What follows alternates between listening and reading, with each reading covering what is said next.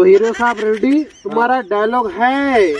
Katya ये मजदूर का हाथ है, जब किसी पे पड़ता है ना आगे वाला उठता नहीं उठ जाता है।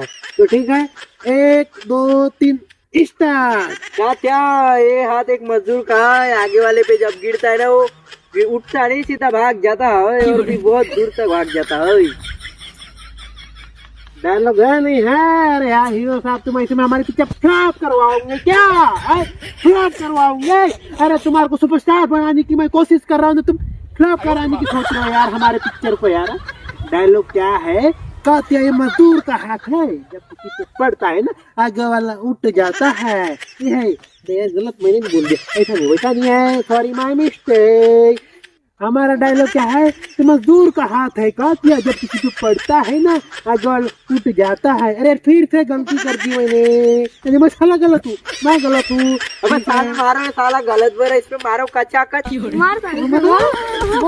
अरे यार डायरेक्ट हाथ